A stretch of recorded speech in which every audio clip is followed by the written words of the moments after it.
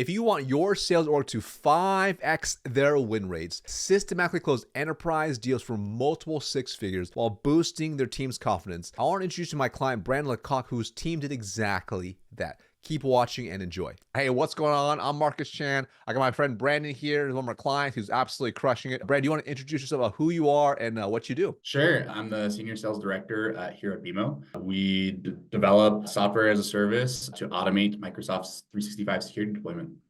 Dude, love it, man. Short, sweet, and simple. So before I start working with your team, what were maybe some of the challenges you're running into?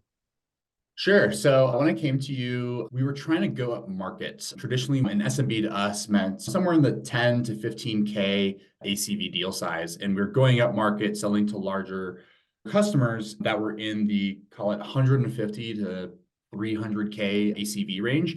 And we were finding that our reps just didn't have the skill set to go from 10 to 15K deal that took maybe 20 to 30 days to close to 150, 300K deal that took 3 to 6 months to close, had multiple stakeholders, way more complex deal. Mm. So at the time, how did you realize they didn't have the skills as a We leader? were losing big deals. We were producing the meetings, Yeah. right? We were getting the meetings, Mm. and then they would just get crushed, right? They would essentially go into it the exact same way they would a normal SMB deal. Yeah. Because as a percentage of their overall deals, maybe they would receive 8, 10 meetings a month, and 9 of those meetings were SMB, and one of them was a true enterprise deal. And so they were just treating it like the rest of their portfolio. Oh, right. Yeah. Yes. Yeah, that's painful to see those dollars getting lost. You're like, oh, but I got these other deals. I'm like, yeah, but still. Yeah, it's really interesting because when you look at it from like a percentage win on like a raw number of deals, you're like, wow, I've got awesome win rates. But then when you look at it as a percentage of pipeline, Oh, it doesn't look nearly as pretty, right? totally, totally. Yeah. And then if you segment to like, let's just look at the enterprise deal. Oh my God, that's a win rate And that's there. exactly what happened. So we actually subscribed to Gong, Yeah. and Gong has a section, which is essentially like their analytics dashboard section, and they are able to track your win rates across deal sizes. And so it was really evident when our win rate for these SMB and even mid-market deals were in the like 20 to 25% range. And the enterprise deals, which was basically anything north of 150K, was what, 5 to 8%. Right. Yeah. Right. Yeah.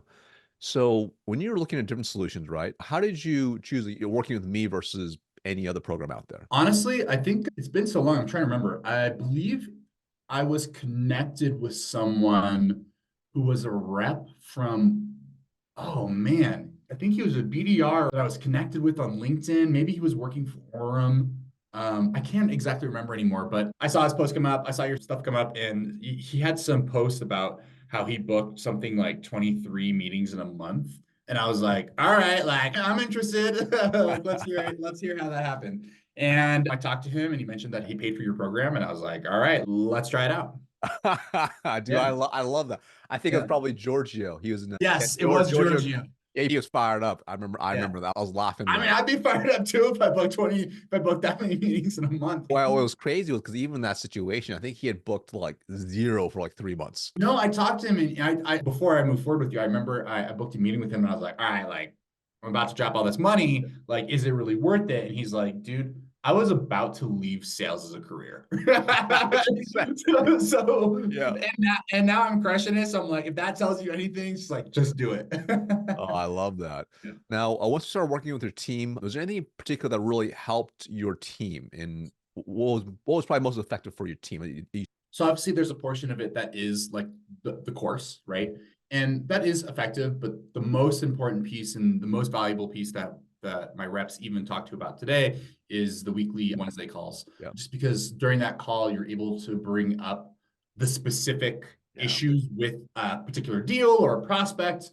You're able to get a lot of insights, right? It's not this like cookie cutter, like Right. here's the course, follow these things. It's like, sometimes it's specifically like, how should I word this email? How should I change this pitch or my tone, right? Sometimes it's really specific. So those Wednesday calls are very helpful. Dude, I love that. And for your team, about how long did it take to see results across the board? I think the first like sale of a big deal was probably 90 days, Hmm? give or take afterwards. Was like the first time. So I had several reps go through the program. And so 3 months, 90 days was about the first time. And honestly, that's like just an enterprise sales cycle, right? Right. So it's like, okay, maybe they immediately got value out of it, but it just took 3 months to Totally. close the deal From the anyway, right? revenue point, it's about Yeah, yeah, yeah, exactly.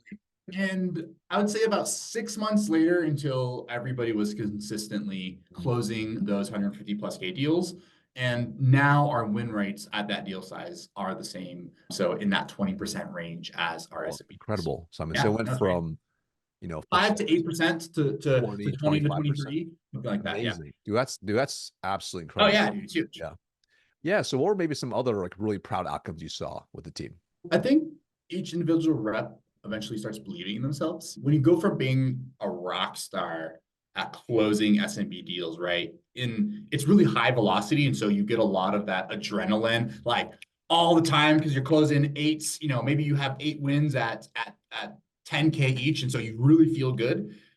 And then when you start losing 1 or 2 deals and they're really big, you sort of have this, what's the term where it's like you don't no longer believe in yourself. It's You know, imposter imposter syndrome. syndrome. Yeah, You there you feel like go. you have imposter syndrome Yeah. because you're like, oh my God, like I just went from closing 8 deals a month to now I'm just trying to close 2, obviously much, much larger Right. and overall much more revenue. But now you're like, was I actually a good sales rep ever?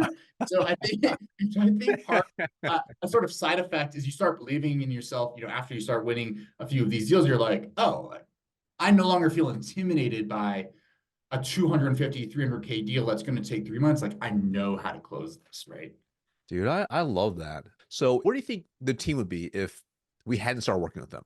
If you guys just kept trying to Oh, I figure it out on your mean, own? I think for the most part, when it's just you and your team, sometimes you're Mm, going in circles and you're hearing it from your boss and you're like, oh, you're always hearing the same feedback back and forth and it's not working. So having an outsider's perspective on things and having an SME or an expert that's outside of your company that isn't like your boss, yeah. right? Is helpful to have to lean on Mm. because sometimes it's one thing when your boss is like, oh, you're not doing this correctly. Here's how I would do this. And then they're like, ah, this is Brandon. Versus like Marcus being like, oh no, like you're not doing it correctly. Here's what you should have done. And you're like, oh, okay, that's the same advice. All right, I should probably change. Totally, totally. Yeah. I get to be that third party, unbiased opinion, if you will. Yeah, no, exactly. And when they come to you, it's more like on their own accord.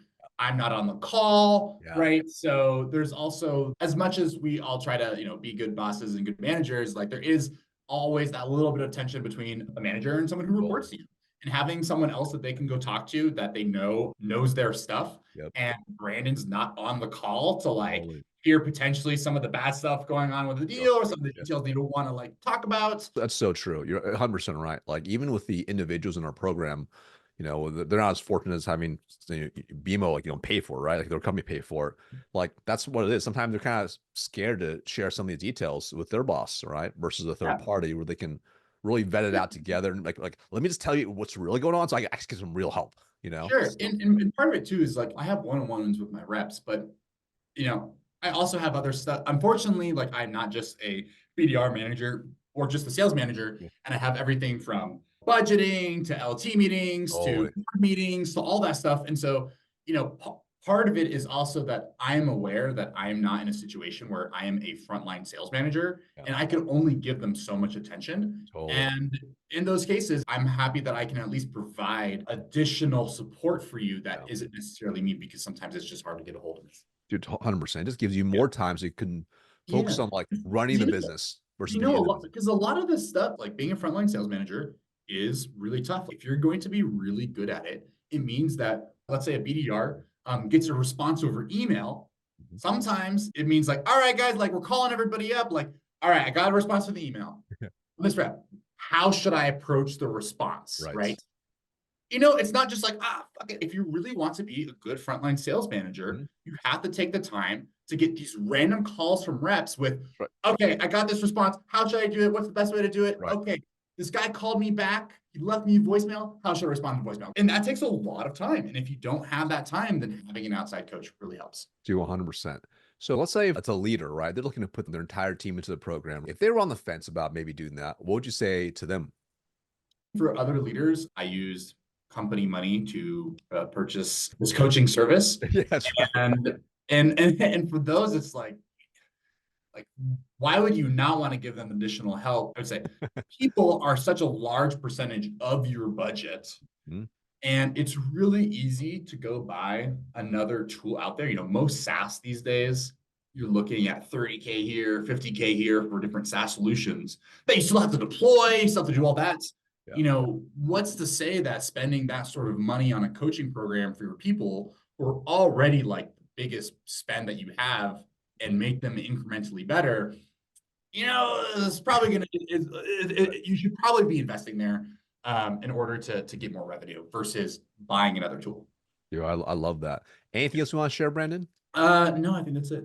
That's good. Cool, brother. Well, I appreciate you, brother. Now, if you enjoyed this interview and you're interested in your sales team going upstream, consistently closing multiple six-figure deals like clockwork, go ahead and book a time below, see if we can help you too. Thank you so much for watching.